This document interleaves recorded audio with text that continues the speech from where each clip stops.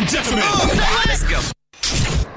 Where Brooklyn at? Where Brooklyn at? Where Brooklyn at? Well, actually, I live in Delaware now, so does that make me a Delawarean? Singing girl.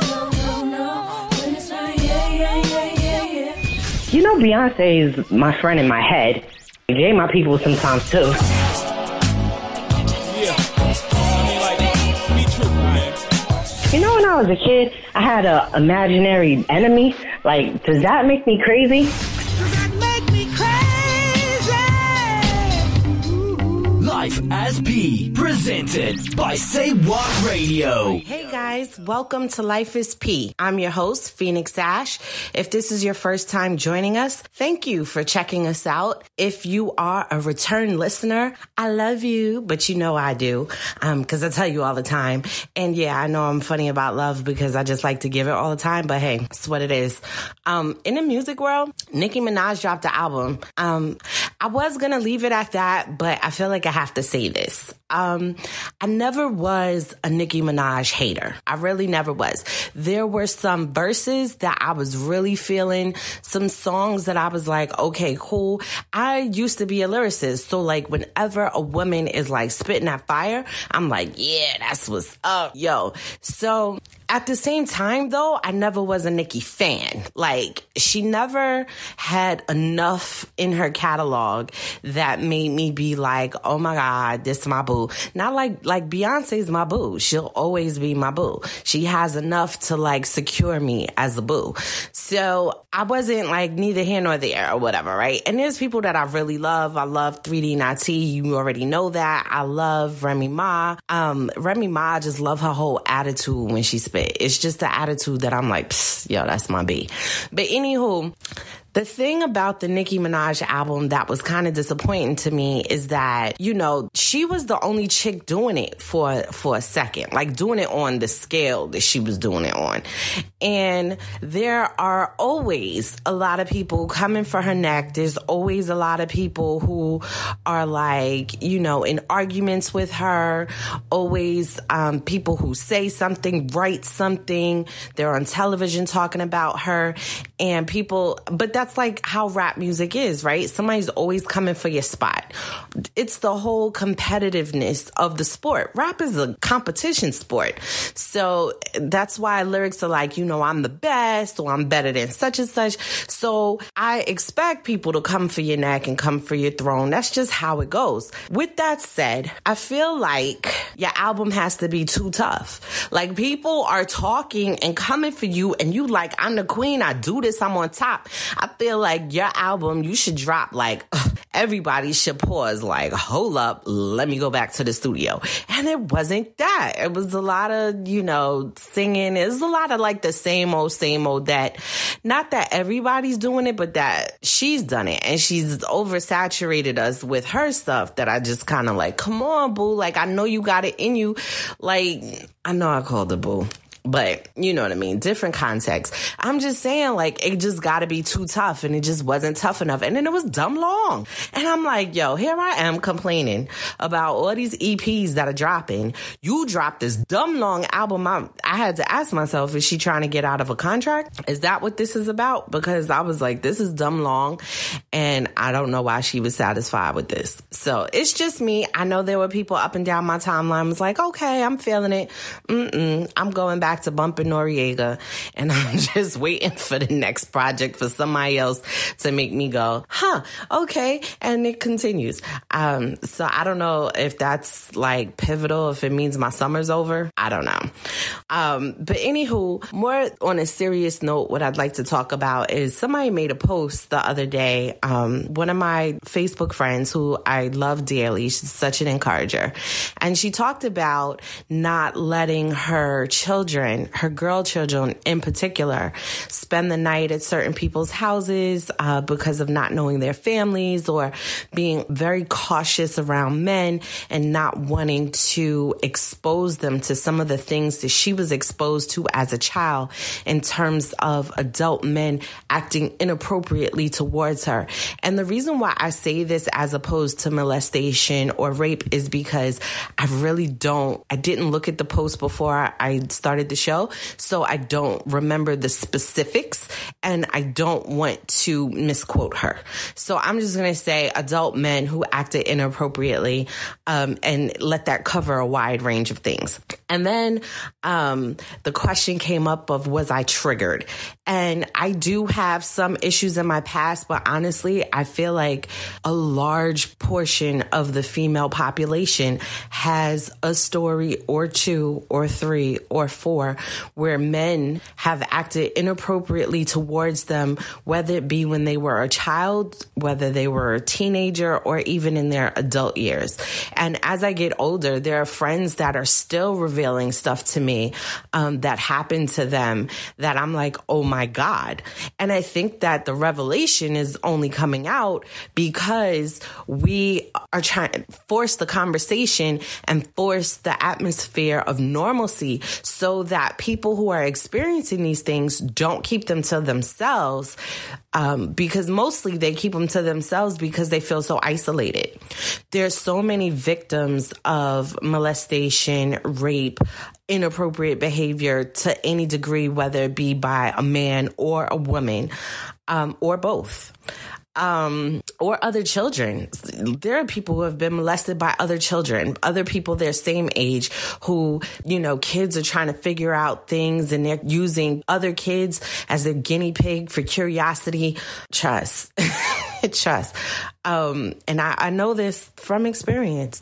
But I feel like I'm less worried about whether I'm triggered or not and more so concerned with, let's have the conversation. I think that this woman is brave to not only put it out there for some of us to identify with, but more so to put it out there to her children.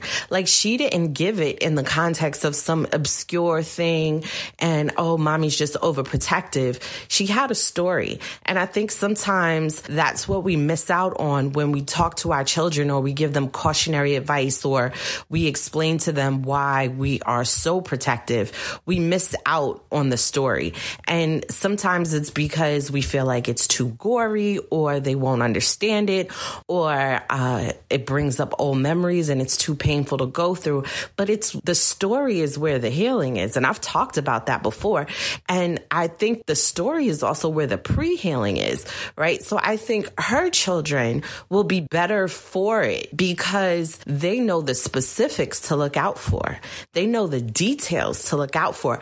I had a girlfriend of mine who has, quite a few incidents in her past who recently had to share with her daughter as well why she's so protective and actually gave her the scenario that she had gone through or one of the scenarios she had gone through as a child. And I salute her. I salute them because I'm like, it's the story that your children will be better for. How many of us have gone through life realizing what our parents were protecting us from or realizing the advice and its usefulness after we've experienced the situation? So many times, at least in my case, so many times, I'm like, if only I had known the story, I feel like the details would have rung a bell. And I could have been more cautious. I could have seen things differently. I could have recognized something when it appeared rather than digging deeper or getting closer to find the true meaning of what was going on. I feel like had I known the story, had I gotten a detail, had I gotten a scenario, I might have saved myself some trauma, some drama, and some heartbreak. So I salute all moms and dads who are trying to protect their children from things that they have gone through. And give a scenario to match, give a story to match, not this obscure thing or, someone said to me, I tried to explain something to my daughter and then I gave her a situation and she was like, that is never going to happen. So then they had to switch gears and says, well, I thought so too, but it happened to me. And then that's where their real conversation started. That's when their child opened up and was like, okay, I'm listening. And that I feel like they built a bond and a connection on another level, because now the child is also looking at the parent with some care, and it's not so flippant to the advice. Now, every time she gives advice, or most times, of course, the child's going to be a child, but most times when she gives advice, she kind of like, well, mom, like, is this something that you like want to tell me? Have you been here before? What happened? And I think that's a conversation worth having. At the same time, there are a lot of posts about, your daughter shouldn't sit on any man's lap. Well, you know what? My daughter's 2.5 and she does sit on her dad's lap.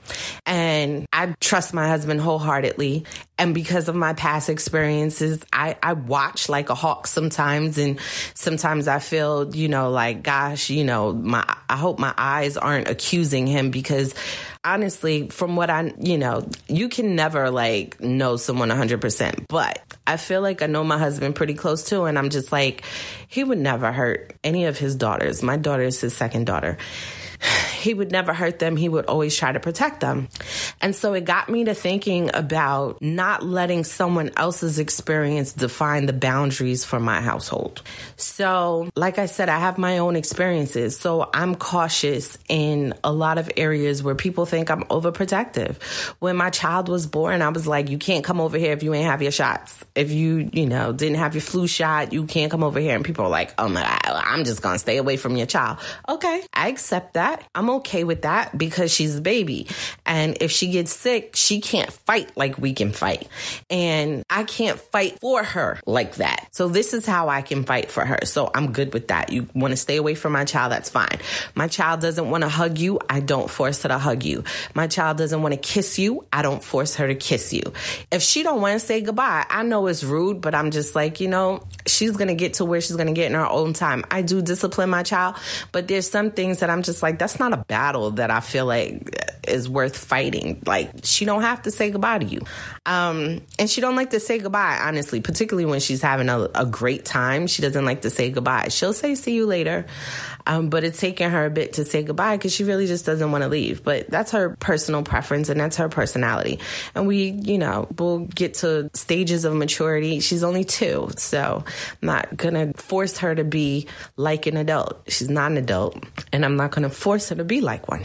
So anyhow, when I say I don't want someone else's situation to define the boundaries of my household, what I'm saying is that, like I said, my daughter sits on my husband's lap. We all sometimes sleep in a bed together, particularly when it's nap time, and I don't have a problem with that. However, the person who has experience with being molested by their parent might say that's inappropriate. But I also don't, as much as I'm cautious of who's around my child and what they do for my child and how they interact with my child, I don't want to be so protective that I block her from the intimacy that she should receive in her relationship with her father and the other males in her life.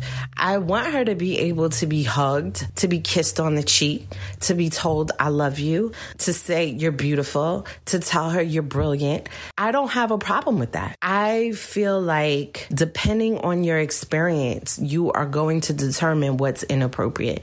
Now, I'm very cautious about like when she uses the potty. Listen, when she uses the potty, she wants the door closed. She don't even want me in the room. And I'm fine with that. She's like, mommy, go. And I'm particularly when she's pooping. So I'm like, okay, I'm going to walk out the door. I'm going to crack it just so I can hear you when you let me know you're finished.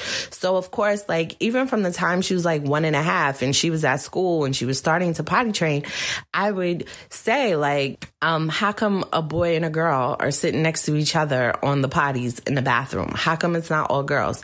How come you don't have boys go all at one time, girls go all at one time? Or why is her pamper being changed while she's standing up and this other little boy is like trying to peek around to see, like, why are you not paying attention to the child who's peeking around? Like, somebody needs to tell him, go sit down. The other teacher needs to bring him into the fold of the other children playing. He doesn't need to be trying to fuel his curiosity by staring at these little girls.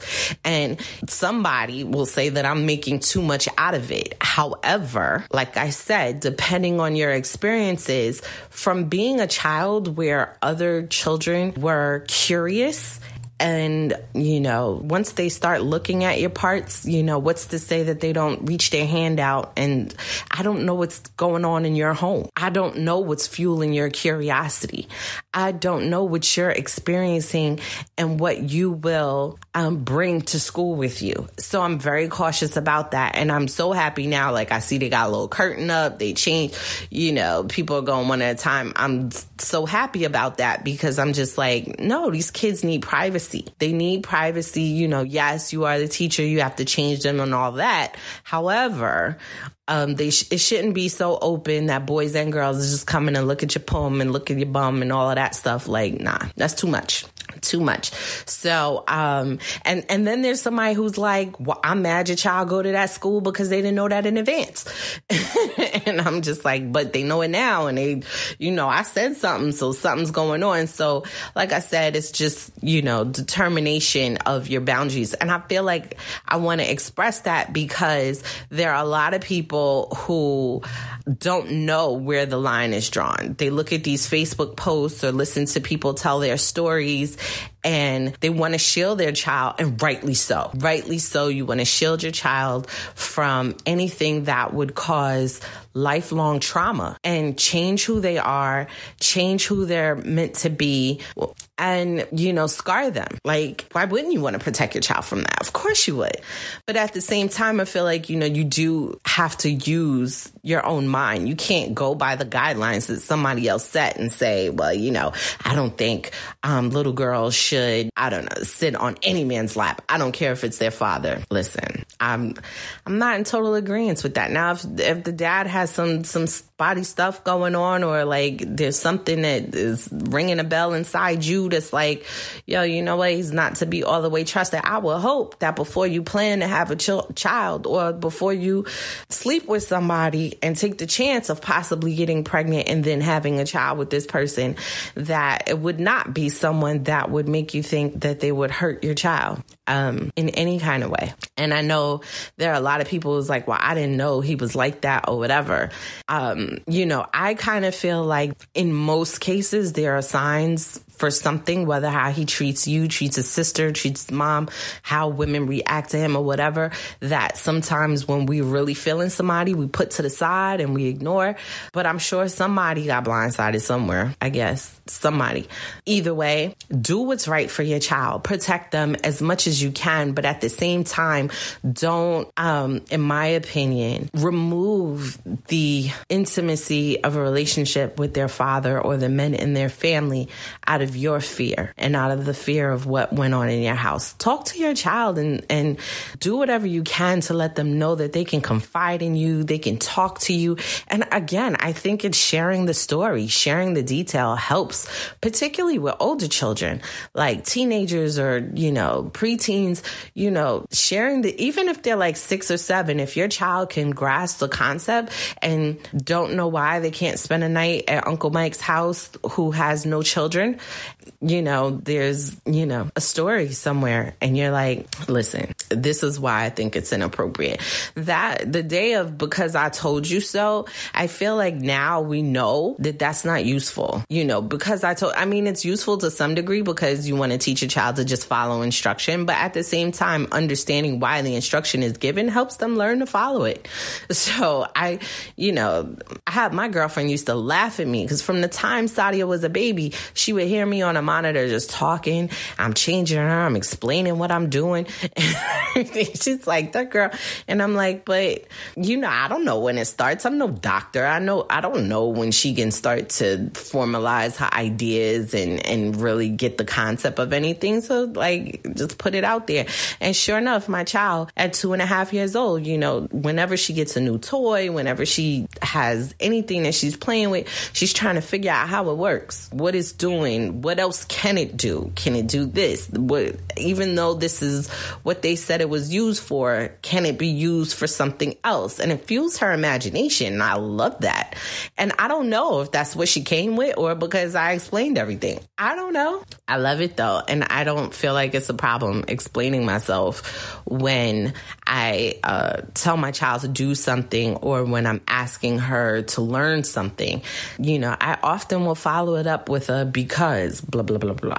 And, you know, I'm hoping that my belief is correct and she'll be better for it as an adult. So I just wanted to talk about that because I feel like the woman's post might have triggered a lot of people. And sometimes people stay away from stories that trigger them. And I get it because it builds up this wealth of emotion that you are just not ready to deal with. But if you're going to be a parent, deal with that stuff, yo. I salute the people who are dealing with that trauma, particularly dealing with it for the sake of their children, for the sake of their family, for the mental and emotional health of their family. They're like, not only am I going to deal with it, but I'm going to face it head on and I'm going to speak it. I'm going to speak it. I'm not going to keep it a secret. And I feel like I explore a lot of these concepts in a lot of the stories that I write because I'm very curious, interested, and, you know, I look back on, in retrospect, I look at, you know, what are the consequences of not sharing information? Do we sometimes sentence our children to experience what we experience because we think we're protecting them, but, you know, maybe we should have shared a detail.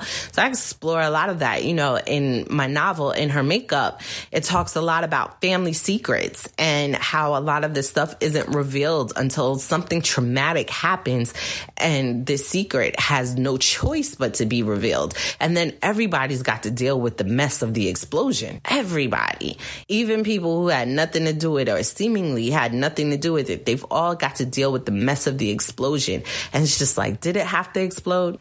Because I feel like the longer it was a secret, the longer it was swept under the rug, the bigger of a deal it became. So, you know, you want to read a book that explores some of those concepts, read In Her Makeup. It's available on Amazon as well as Kindle.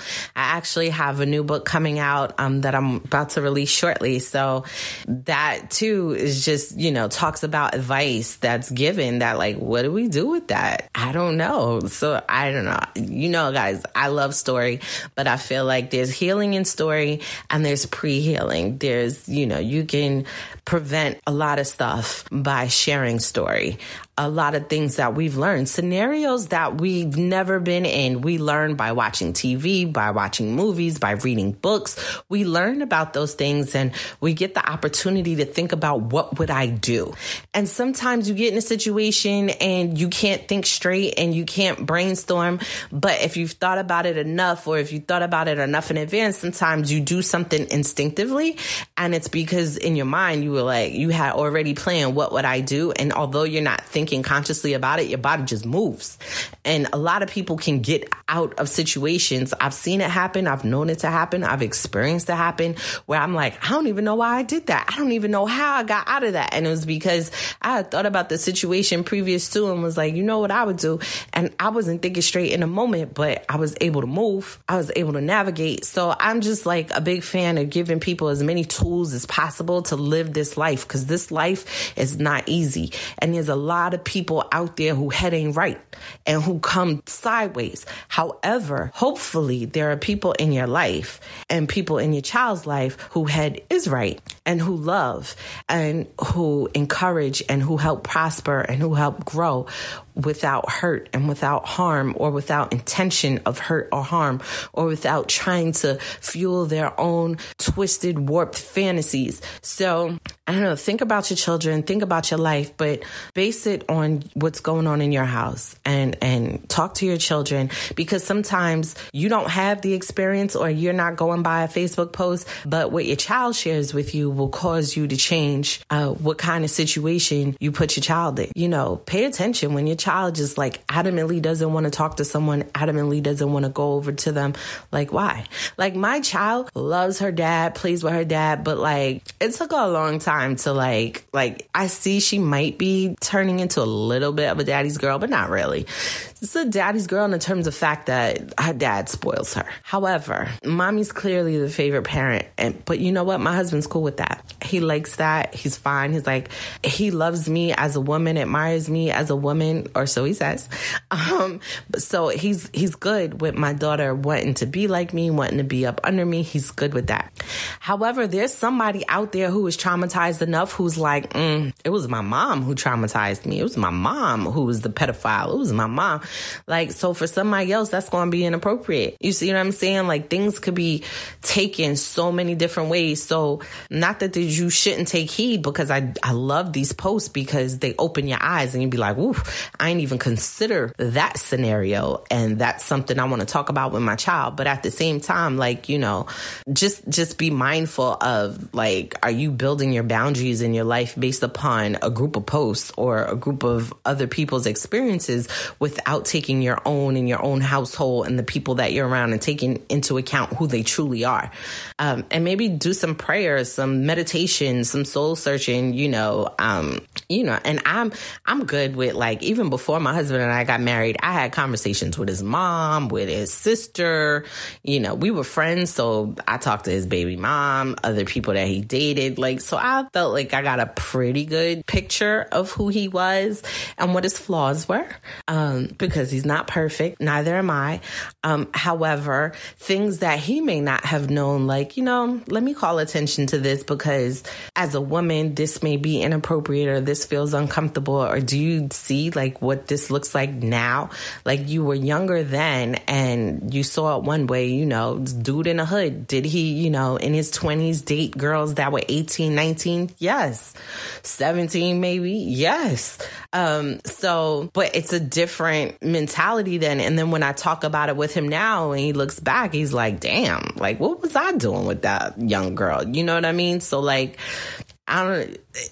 my people are quick to, or judge you from your past, and not that he did everything right when he was a kid or younger, and not that whatever excuse you have of what kind of environment you grew up in is satisfactory to sweep whatever you do under the rug. However, I know the man that I'm married to today. So, as well as he knows the woman, because I did some stuff, I dated guys that were younger than me, not that much younger than me, but I dated some guys who were younger than me. And, it was probably at the time where it's just like, I don't know if I should date you, because mentally you are still a child and mentally I am a woman, and, whatever. So, like, I might be 20 and you might be 18. And although that's only a 2-year difference, and if it was the opposite way around, it may not seem like a big deal. But, there's some 18-year-olds who are still in high school. And at 20, I'm about to be 21 and graduate from college. Like, that could be adult child. So, but I know me, I ain't molesting nobody. But anyhow, like I said, not to make light of the situation, continue to share your posts, continue to share your stories, continue to share those cautionary tales. For some people, it is eye openers. For other people, it's going to be triggers.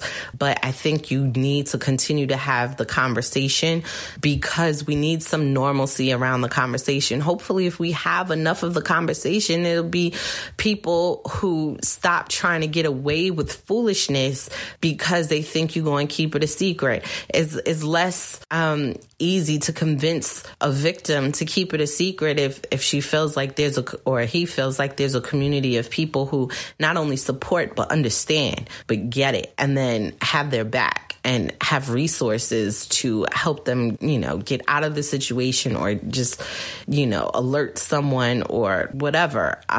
Keep having the conversation, keep writing the stories, keep telling the stories. I think it's important, and we need to let victims have an opportunity to be less isolated, because there are so many scenarios where people are violated, so many, and they keep them to themselves because they feel like it's unique. And although your experience is to some degree unique, some experiences, particularly if it's the same perpetrator, are similar to other people's experiences. And if they and that's the whole thing with the whole Me Too movement.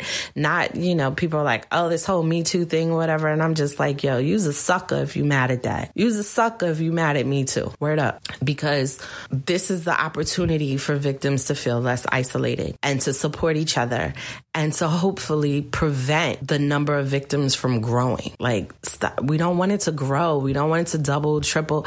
Most of us women who have had these experiences, we do not want the next generation, whether it be our children or someone else's children, we don't want them to experience that. It's traumatic. It's life-changing. And for some of us, we can't ever let it go. Nobody wants to pass that down. Nobody, unless you're sick and twisted and warped your own way. But we don't want to pass that down. We want to free each other from the guilt, from the shame, from the hurt, from the pain, and hopefully help prevent our children from experiencing the same.